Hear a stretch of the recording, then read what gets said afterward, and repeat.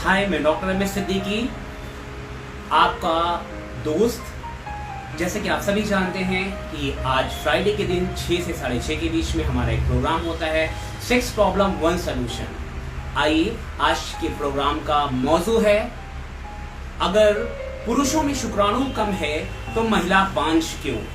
हमारे समाज में सिर्फ महिला को बांझ कहा जाता है और महिला को इस बात के लिए उत्तरदायी माना जाता है कि वो बच्चा नहीं पैदा कर पा रही। कभी कभी ऐसा होता है कि ये बीमारी पुरुषों में होती है, पुरुषों में शुक्राणु कम होते हैं या पुरुषों में शुक्राणु नहीं होते हैं, जिसकी वजह से बच्चा नहीं हो रहा होता है, संतान उत्पत्ति नहीं हो पा रही होती है। तो मैं डॉक्टर एमएस सिद्दीकी आज के प्रोग्राम में आपको बताऊंगा कि स्पर्म काउंट, स्पर्म की प्रॉब्लम्स क्या है, पुरुषों में स्पर्म की समस्या किस तरह से होती है, इसके बारे में मैं प्रकाश डालना चाहूँगा।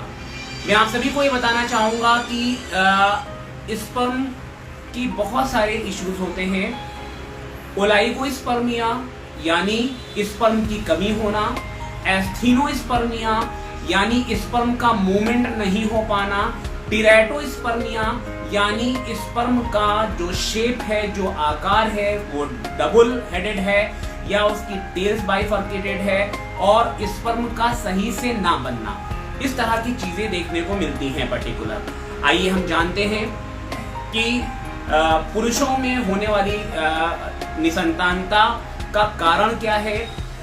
मैं सबसे पहले आप सभी को बात करना चाहूंगा कि आजकल की पाश्चात्य जीवन शैली ने हमारे नौजवानों को बहुत ही फास्ट किया है। जो नौजवान जॉब करते हैं उनके अंदर कहीं ना कहीं स्ट्रेस पैदा हुआ है और वो स्ट्रेस उनके पर्टिकुलर सेक्सुअलिटी, उनके particular sexual stamina, even spermatogenesis यानी स्पर्म बनने की प्रक्रिया पे भी कुप्रभाव डाल रहा है।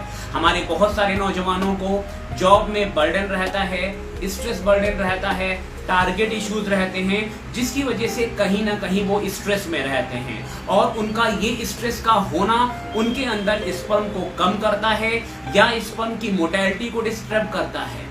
इस तरह की समस्याएं को देखने को मिली हैं। हमारे बहुत सारे नौजवान धूम्रपान का इस्तेमाल करते हैं, सिगरेट के धुएं का छल्ला बनाते हैं। यू कैन से कि वो सिगरेट बहुत ही ज्यादा पी रहे हैं। सिगरेट में पाई जाने वाली निकोटीन आपके शुक्राणुओं को कम कर रही है, आपके अंदर शुक्राणुओं को बनने से रोक रही है, जिसकी वजह से भी स्पर्म की कमी आ रही है। तो धूम्रपान भी इस तरह की समस्याएं होती हैं। कभी कभी ऐसा देखा गया है कि हमारे कुछ नौजवानों में पर्टिकुलर ये भी देखा गया है कि उनके अंदर हाइड्रोसील हो जाता है, यानी टेस्टिस में किसी प्रकार की चोट की वजह से उनको सूजन होती है, उसकी वजह से भी स्पर्म कम होता है। कभी ऐसा होता है कि किसी पेशेंट में ये देखा गया है कि बीज नली के चारों तरफ जो भी ब्लड वेसल्स होती हैं वो फूल कर बहुत ज़्यादा इन्फ्लेम्ड हो जाती हैं, जिस कंडीशन को वेरिकोसील कहते हैं। उस वेरिकोसील की वजह से भी स्पर्म का प्रोडक्शन कहीं ना कहीं हैम्पर्ड हो जाता है या कम हो जाता है। तो इस तरह की समस्याएं पूरी तरह से देखने को मिलती हैं। हमारे नौजवानों में ये चीज़ बहुत ही आम हो गई है कि वो देर रात तक मोबाइल का इस्तेमाल करते हैं, देर रात तक लैपटॉप का इस्तेमाल करते हैं और उनकी नींद की क्वालिटी यानी स्लीपिंग पैटर्न में कमी आई है। रात के 2 बजे तक वो नींद जागते रहते हैं। नींद पूरी ना होने की वजह से जो भी आपका हार्मोन है, यानी हमारे दिमाग से निकलने वाले FSH hormone, follicular stimulating hormone, luteinizing hormone जो आपके ब्रेन से निकलते हैं, जो ब्रेन की पिट्यूटरी से निकलते हैं, उन हार्मोन्स में कमी आती है, जिसकी वजह से स्पर्मेटोजेनेसिस कम हो जाती है या रुक जाती है। ये सारी समस्याएं देखने को पूरी तरह से मिलती हैं। या तो हमारे मरीजों में ये देखने को मिलता है कि स्पर्म का काउंट बहुत कम है या पर्टिकुलर स्पर्म का काउंट निल है, यानी एक भी स्पर्म नहीं होते। और ये एजोस्पर्मिया, इस कंडीशन को जब स्पर्म नहीं होते, इस कंडीशन को हम एजोस्पर्मिया कहते हैं। और एजोस्पर्मिया 2 प्रकार की होती है, एक तो ऑब्स्ट्रक्टिव एजोस्पर्मिया होती है, एक नॉन ऑब्स्ट्रक्टिव एजोस्पर्मिया होती है। ऑब्स्ट्रक्टिव एजोस्पर्मिया में ऐसा होता है कि स्पर्मेटिक कार्ड यानी टेस्टिस से निकलने वाला स्पर्म का रास्ता कहीं ना कहीं ब्लॉक होता है, जिसकी वजह से स्पर्म बाहर नहीं निकल रहा होता। नॉन ऑब्स्ट्रक्टिव एजोस्पर्मिया में मोस्टली कॉमन हार्मोन की कमियों की वजह से इस तरह की समस्या देखने को मिली है कि हार्मोन में कमी हो जाती है और स्पर्म नहीं बनते। इस तरह की चीजें बहुत ज्यादा आपका ऑब्स्ट्रक्टिव एंडोस्पर्मिया में मिलता है। तो इस तरह की चीजें हम देखते हैं। पर्टिकुलर स्पर्म की मोटेलिटी में कमी होती है, यानी स्पर्म की गतिशीलता, स्पर्म के मूव करने की जो गति होती है वो कम हो जाती है या एकदम नगण्य हो जाती है, जिसकी वजह से स्पर्म फीमेल बॉडी में यूट्रस के अंदर मूव नहीं कर पाता, वो फैलोपियन ट्यूब में ओवम तक नहीं पहुंच पाता और फर्टिलाइज नहीं कर पाता, जिसकी वजह से भी बच्चा नहीं होता है। तो ये तो पुरुषों में जो दिक्कतें हैं वो आपके सामने हैं कि इस तरह से पुरुषों में दिक्कतें हो रही हैं। साथ साथ में ये भी चीजें बहुत आम हुई हैं कि हमारे नौजवानों में ओबेसिटी बढ़ रही है, थायराइड की प्रॉब्लम बढ़ रही है, वो नशा कर रहे हैं, जिसकी वजह से भी स्पर्म काउंट का कमी आई है। बहुत सारे नौजवान कॉन्टिनेंटल फूड्स यानी जंक फूड वो खाते हैं, साथ साथ में जिसमें बहुत सारे पेस्टिसाइड्स का इस्तेमाल होता है, बैक्टीरियोसाइड का इस्तेमाल होता है, जिसकी वजह से भी स्पर्म काउंट में कमी आती है। तो आप कोशिश करें कि आप नेचुरल फूड खाएं, आप पैक्ड फूड ना खाएं, सिंथेटिक फूड ना खाएं, जिसमें पेस्टिसाइड या बैक्टीरियोसाइड मिला है वो फूड ना खाएं। आप कोशिश करें कि अपने आप को एक्टिव रखें। बहुत सारे नौजवानों में ओबेसिटी की वजह से भी हार्मोन में कमियां आती हैं, जिसकी वजह से भी स्पर्म काउंट कम हो जाता है। तो आप कोशिश करें कि आप एक्टिव रहें, आप जिम करें, आप एक्सरसाइज करें। ये चीज़ें आपके लिए बेहद ज़रूरी होती हैं। अगर आप ये चीज़ें करते हैं तो आप पूरी तरह से मैनेज हो जाते हैं। तो ये आपकी जीवन शैली के ऊपर भी डिपेंड करता है। आप धूम्रपान ना करें, आप शराब का सेवन ना करें और आप पूरी तरह से अपनी लाइफ को एंजॉय करने की कोशिश करें। जब आप इस तरह से प्रोसीड करते हैं तो आपको काफ़ी बेहतर रिस्पॉन्सेस मिलते हैं और आपकी ये प्रॉब्लम काफ़ी हद तक क्योर हो जाती है। ये जो कारण है कि इस तरह की चीज़ें होती हैं, तो इसमें इन्फेक्शन भी बहुत ही आम है। हमारे बहुत सारे नौजवान या तो वो एक्स्ट्रा मैरिटल रिलेशन रखते हैं या फिर असुरक्षित यौन संबंध करते हैं, जिसकी वजह से गोनोरिया, ट्राइकोमोनासिस, बहुत सारे सिफिलिस इन्फेक्शन, जिसकी वजह से इन्फेक्शन होने की वजह से भी स्पर्म का जो पर्टिकुलर रास्ता है वो ब्लॉक हो सकता है, या पर्टिकुलर आपके टेस्टिस में इन्फेक्शंस के होने की वजह से ऑर्काइटिस हो जाती है, टेस्टिस में सूजन हो जाती है, जिसकी वजह से भी स्पर्म बनना कम हो जाता है या बंद हो जाता है। तो इसे एसटीआई कहते हैं, यानी सेक्स ट्रांसमिटेड इन्फेक्शन। तो आप कोशिश करें कि आप असुरक्षित यौन संबंध ना करें, एक्स्ट्रा मैरिटल रिलेशनशिप ना रखें और कंडोम का प्रयोग करें। ये आपके लिए बेहद जरूरी है। कभी कभी हमारे कुछ नौजवान जो शादीशुदा हैं वो बच्चा प्लान कर रहे हैं और उनमें स्पर्म के इश्यूज आते हैं, तो ये भी देखने को मिला है कि अगर वो टाइट इनरवेयर पहनते हैं, यानी टाइट इनरवेयर पर्टिकुलर या लंगोट का इस्तेमाल करते हैं, तो ऐसे केसेस में भी ये पाया गया है कि ऐसा किस लिए होता है कि ईश्वर ने आपकी टेस्टिस को आपके शरीर से बाहर बनाया है, ताकि आपका जो पर्टिकुलर टेस्टिस का टेम्परेचर होता है वो बॉडी टेम्परेचर से 2 या 3 डिग्री कम होता है, जिसकी वजह से आपकी स्पर्म बेहद अच्छी तरीके से सरवाइव कर पाते हैं। जब आप टाइट अंडरवेयर पहनते हैं तो आपका टेस्टिस आपकी बॉडी से बहुत ज्यादा अटैच हो जाता है। टेम्परेचर इंक्रीज होने की वजह से भी स्पर्मेटोजेनेसिस काफी पर्टिकुलर। तो ये चीजें आपके लिए बेहद जरूरी हैं कि आप पर्टिकुलर टाइट इनरवेयर ना पहने, लूज इनरवेयर पहने। ये चीजें भी आपको समझनी होगी। बहुत सारा radiation, mobile radiation, laptop radiation, ये सारी चीजें कहीं ना कहीं आपको हैम्पर्ड करती हैं, नुकसान पहुंचाती हैं। बहुत सारे लोग अपनी जांघों पे, अपनी गोद में लैपटॉप रखकर यूज करते हैं, जिसकी वजह से उसका निकलने वाला रेडिएशन भी आपकी स्पर्म काउंट को नुकसान पहुंचाता है। कभी कभी ये देखा गया है कि लोग जाड़े में गर्म पानी का इस्तेमाल करते हैं नहाने के लिए, जिसकी वजह से भी इस तरह की समस्याएं देखने को मिली हैं कि अगर आप ज्यादा गर्म पानी अपने टेस्टिकल्स पे डालते हैं तो आपका स्पर्मेटोजेनेसिस डिस्टर्ब होता है, स्पर्म बनने की प्रक्रिया कम हो जाती है। तो आप कोशिश करें आप बहुत ही हल्के लाइट गर्म पानी से नहाएं और नहाने के बाद में आप अपने टेस्टिस पर नॉर्मल ठंडा पानी डाल लें, उसके टेम्परेचर को नॉर्मल कर लें, ताकि आपको किसी भी प्रकार की दिक्कत ना हो। तो ये तो आज हमने ये जाना कि स्पर्म काउंट किस तरह से कम हो रहा है। हम आपको बताना चाहेंगे कि अगर किसी को स्पर्म काउंट कम है तो मेडिसिन के साथ वो स्पर्म काउंट काफी हद तक ठीक हो जाता है। अगर कोई भी आप कपल बच्चे का प्लान कर रहे हैं और आप बच्चा नहीं हो रहा है, स्पर्म काउंट ठीक है, बच्चा नहीं हो रहा है, तो कभी कभी पुरुषों में इरेक्टाइल डिसफंक्शन यानी नपुंसकता होती है, जिसकी वजह से वो सहवास संभोग नहीं कर पाते और वो पुरुष अपनी पत्नी की योनि में स्पर्म को स्रावित नहीं कर पाते, जिसकी वजह से बच्चा नहीं रुकता। तो ऐसी कंडीशन में पुरुषों को ये जरूरत है कि वो अपनी नपुंसकता का इलाज कराएं, अपने इरेक्टाइल डिसफंक्शन को ट्रीट कराएं। सेक्स में कभी कभी ऐसा भी देखा गया है, एन एजुकेशन की अवस्था होती है। एन एजुकेशन का मतलब है कि स्पर्म का स्खलित ना होना। किसी मरीजों में ये देखा गया है कि वो संबंध करते हैं लेकिन स्पर्म स्खलित नहीं होते, जिसकी वजह से भी बच्चा नहीं होता। तो कभी कभी कुछ एंटीसाइकोटिक मेडिसिन की वजह से, एसेसराइज मेडिकेशन की वजह से भी ऐसा होता है कि वो स्खलित नहीं हो पाते, उनका वीर नहीं निकलता है। तो इस तरह की भी चीजें देखने को मिली हैं। तो ये बहुत ही इंपॉर्टेंट है। इसके लिए आपको कुशल डॉक्टर, कुशल चिकित्सक से सलाह लेने की आवश्यकता है और बेहद जरूरी है कि आप अपने संकोच को त्यागें और आप अपनी समस्याओं पर खुलकर बोलें। मैं आप सभी को कहना चाहूंगा कि बच्चा ना होना आपके पुरुषार्थ पर सवाल नहीं है।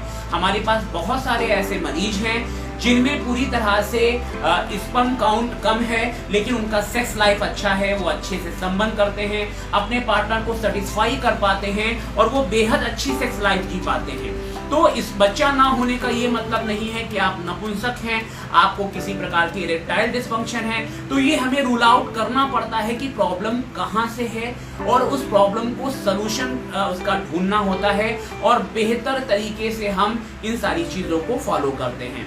कभी कभी जेनेटिक्स प्रॉब्लम्स होती हैं, कुछ लोगों में क्लिनीफिल्टर सिंड्रोम होता है, जैसे XXY गुणसूत्र, एक गुणसूत्र ज्यादा होता है, जिसकी वजह से उनका स्पर्म पूरी तरह से, जो टेस्टिस होता है वो अनडेवलप होता है, टेस्टिस का साइज बहुत छोटा होता है, जिसकी वजह से उनके अंदर स्पर्म नहीं बनते। तो बहुत सारी ऐसी समस्याएं देखने को मिली हैं जो पूरी तरह से इस तरह से इसमें ऐसा होता है पर्टिकुलर कि उन समस्याओं का निदान आसानी से हो सकता है। हमने आपको बताया कि जो पर्टिकुलर ऑब्स्ट्रक्टिव एंडोस्पर्मिया है, यानी पेशेंट्स में टेस्टिस में स्पर्म तो बन रहे हैं लेकिन स्पर्म निकल नहीं रहे।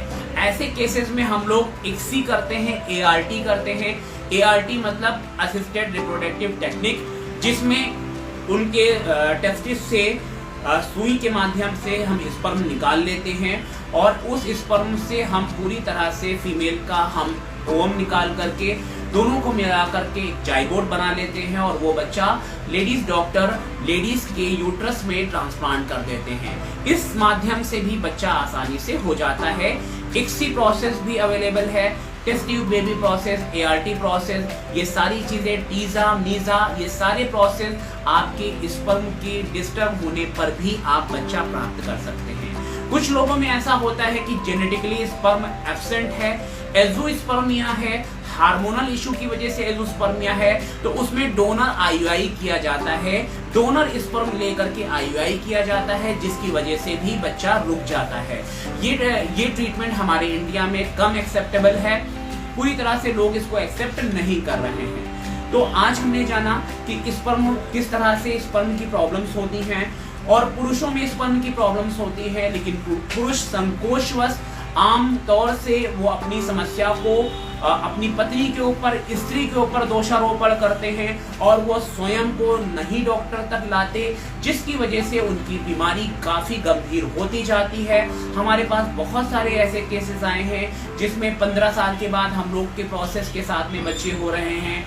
मेल को आसानी से ट्रीट किया जा सकता है। 3 से 6 महीना दवा खाने के बाद आपको पर्टिकुलर को ये होता है कि आप में स्पर्म बन जाते हैं, स्पर्म की मोटेलिटी काफी हद तक सही हो जाती है और आप पिता बनने का सौभाग्य प्राप्त कर सकते हैं। तो आज आपका टेक होम मैसेज है कि पर्टिकुलर आप अपनी डाइट्स यानी अपने एक्सरसाइज करें, एक्टिव लाइफ स्टाइल को एंजॉय करें, एक्सरसाइज करें, जिम करें, रनिंग करें, अपनी बॉडी में पसीना लाएं। साथ साथ में आप योगा कर सकते हैं। डीप ब्रीदिंग एक्सरसाइज आपकी बॉडी में ऑक्सीजनेशन को बेहतर करता है, जिससे स्पर्म का लेवल काफी हद तक बढ़ता है, ऑक्सीडेटिव स्ट्रेस कम होता है। मेडिटेशंस कर सकते हैं आप पर्टिकुलर। साथ साथ में डाइट थेरेपीज का बहुत ही अहम रोल है। आइए बात करते हैं डाइट थेरेपीज में। तो स्पर्म बढ़ाने वाली डाइट्स में आपके नट्स, जितने भी नट्स हैं वो स्पर्म को बेहतर तरीके से बढ़ाते हैं। फ्रूट्स का आप इस्तेमाल कर सकते हैं पर्टिकुलर। फ्रूट्स भी आपके लिए बहुत इंपॉर्टेंट है। विटामिन सी युक्त खट्टे फल का इस्तेमाल आप कर सकते हैं। उड़द की दाल का इस्तेमाल करिए। उड़द की दाल में सैपनिन्स होते हैं जो टेस्टोस्टेरोन को बढ़ाते हैं, जिससे स्पर्मेटोजेनेसिस काफी अच्छी हो जाती है। तो उड़द की दाल का आप इस्तेमाल कर सकते हैं। सिंघाड़े का आटा का इस्तेमाल आप किसी भी माध्यम से कर सकते हैं, उससे भी स्पर्म का लेवल काफी हद तक बनता है और बढ़ता है। स्प्राउट का इस्तेमाल आप कर सकते हैं। स्प्राउट का मतलब है अंकुरित अनाज, वो अनाज जिसमें अखवे निकल आते हैं, यानी आप उन्हें भिगो कर रखते हैं, दालों को, चनों को, जो उसमें अखवा निकल आता है, जर्म सीड निकल आता है, उन्हें स्प्राउट कहते हैं। तो स्प्राउट से भी आपका स्पर्म लेवल काफी हद तक बेहतर होता है। साथ साथ में हमारे बहुत सारे नौजवान पान मसाला, गुटखा, च्युइंग, ये सारी चीजें खाते हैं। मैं आप सभी को बताना चाहूंगा कि आपका पान मसाला आपके स्पर्म लेवल को बहुत ही नुकसान पहुंचा रहा है। तो आप अपने पान मसाले को रिप्लेस कर सकते हैं। खरबूजा और तरबूज की बीज आती हैं, उन बीजों को आप चबाइए और अपने च्युइंग यानी अपने मसाले को उससे रिप्लेस करिए। खरबूजे और तरबूजे की बीज काफी हद तक आपके स्पर्म को बेहतर बनाती है, आपके सेक्स लेवल को बेहतर बनाती है, आपकी लाइफ को बेहतर बनाती है, आपकी बॉडी में स्ट्रेंथ लाती है। तो अगर आपको किसी भी प्रकार की कोई समस्या है, आपके स्पर्म काउंट कम है या आप पर्टिकुलर स्पर्म ना होने की वजह से परेशान हैं, तो मैं डॉक्टर एम एस सिद्दीकी आपका स्वागत करते हैं और निशा हेल्थ केयर आपकी सेवाओं में तत्पर है। आप हमसे संपर्क कर सकते हैं। हमारी वेबसाइट www.drmssiddiqui.com पर आप सर्च कर सकते हैं। हमारे YouTube channel doctor M S Siddiqui Barabanki को आप सर्च करके देख सकते हैं और साथ साथ में आप हमारे व्हाट्सएप नंबर 9839467283 पर मैसेज के द्वारा आप अपनी बातों को रख सकते हैं। अब वो वक्त आ गया है कि हम अपनी सेक्स एजुकेशन को बढ़ाएं, सेक्स का ज्ञान बचाए जान, आपका सेक्स लाइफ बेहतर हो। साथ साथ में आप अपनी लाइफ को बेहतर बनाइए, लाइफ को एंजॉय कीजिए। अगर आपको किसी भी प्रकार की सेक्स समस्या है तो आप संपर्क करना ना भूलें। आप पूरी तरह से ये मैं आपसे वादा करता हूं कि आपकी बातें प्राइवेसी में रहती हैं और आपको प्राइवेसी चैम्बर्स में भी देखा जाता है, ताकि आपको संकोच ना हो। संकोच को त्यागिए, अपनी लाइफ को बेहतर बनाइए। हमारे बहुत सारे दर्शक जो हमें देख रहे हैं उनका हम शुक्रिया अदा करते हैं। बहुत सारे दर्शक हमारे सवाल पूछ रहे हैं। एक दर्शक राम जी हैं, उनका पर्टिकुलर सवाल है कि क्या कम शुक्राणु होने पर भी बाप बना जा सकता है, पिता बना जा सकता है? जी सर, अगर आपका स्पर्म काउंट 30 मिलियन से ऊपर आ जाता है और आपकी मोर्टेलिटी 35 से एबव रहती है तो आप जरूर पिता बन सकते हैं। अगर आपकी मोर्टेलिटी और स्पर्म काउंट कम है तो आपको एंटीऑक्सीडेंट मेडिकेशंस की रिक्वायरमेंट होती है, जो आपको दी जाती है, डॉक्टर्स की देखरेख में आपको खानी होती है। दूसरे हमारे एक दर्शक हैं जिनका नाम रमेश सिन्हा है, वो ये पूछ रहे हैं पर्टिकुलर कि क्या हस्तमैथुन करने से स्पर्म खत्म हो जाता है या स्पर्म कम हो जाता है? मैं आपको बताना चाहूंगा रमेश जी कि जिस तरह से मूत्र हमारे उत्सर्जी पदार्थ है, हमारे शरीर से बाहर निकलता है, इसी प्रकार स्पर्म भी उत्सर्जी पदार्थ है, वो हमारे शरीर में बनता है और बाहर निकलता है। तो हस्तमैथुन करने से स्पर्म खत्म नहीं होता, स्पर्म रिसाइकिल होता है, स्पर्म बनता रहता है और निकलता रहता है। तो आप इस भ्रम को छोड़ दीजिए कि हस्तमैथुन से या नाइटफॉल से या धातु से आपका स्पर्म खत्म हो जाएगा, ऐसा नहीं है। आप जब मानसिक तौर से परेशान हो जाते हैं तो आपका स्पर्म काउंट डिस्टर्ब होता है, आपका हार्मोन FSH LH डिस्टर्ब होने लगता है। इसलिए अगर आपको इस तरह की कोई भी मानसिक भ्रम है तो आप जरूर संपर्क करें और खुलकर अपनी समस्या को समाधान प्राप्त करें और भ्रम में ना पड़े। एक हमारे मित्र हैं मिस्टर सुरेश सर, उनका एक क्वेश्चन ये है कि अगर स्पर्म पर्टिकुलर स्पर्म का लेवल 0 है तो क्या पिता बना जा सकता है? सर ऐसे केसेस में हम टेस्टिकुलर एफिनेसी करते हैं, यानी टेस्टिस में पर्टिकुलर टेस्टिस से आपका स्पर्म निकाल के देखा जाता है, बायोप्सी के थ्रू देखा जाता है। अगर आपके टेस्टिस में एक भी स्पर्म मिलता है तो ICSI ART माध्यम से हम आपको बच्चा प्राप्त करा सकते हैं। ICSI का मतलब है इंट्रासाइटोप्लाज्मिक स्पर्म इंजेक्शन। अगर आपके टेस्टिस में स्पर्म मिल जाते हैं तो उनको हम फ्रीज कर लेते हैं और IVF टेक्निक के द्वारा आपको बच्चा प्राप्त हो सकता है। हमारे पास बहुत सारे ऐसे, एक हमारे पेशेंट रहे हैं जिनकी उम्र 70 साल है, उनकी 70 साल की उम्र में इस प्रोसेस से भी बच्चा रुका है। तो आप एकदम निराश ना हो, आप एकदम परेशान ना हो। आपको नौजवानों से हमारी अपील है कि धूम्रपान को छोड़ें, मसाला च्युइंगम मसाला जो है आप जो चबाते हैं उसको खाना छोड़ें, साथ साथ में अपनी जीवन शैली को बेहतर बनाएं, बहुत ही ज़्यादा देर रात तक मोबाइल का प्रयोग ना करें और बहुत ही ज़्यादा स्नैक्स, हमारे आजकल नौजवान बहुत ज़्यादा नींद की दवाएं खा रहे हैं, वेट गेन की दवाएं खा रहे हैं, स्पैज़मोप्रॉक्सिमान नशे के रूप में ले रहे हैं, अल्प्राज़ोलाम ले रहे हैं नशे के रूप में। ये सारी चीज़ें आपकी मर्दानगी को, आपके पुरुषार्थ को, आपके स्पर्म काउंट को कम करता है। तो डॉक्टर मेहमद सिद्दीकी आपका आज के सेशन में विदा लेते हैं। हम फिर मिलेंगे अगले फ्राइडे शाम 6 बजे आपकी सेवाओं में तत्पर होने के लिए, आपकी समस्याओं का समाधान ले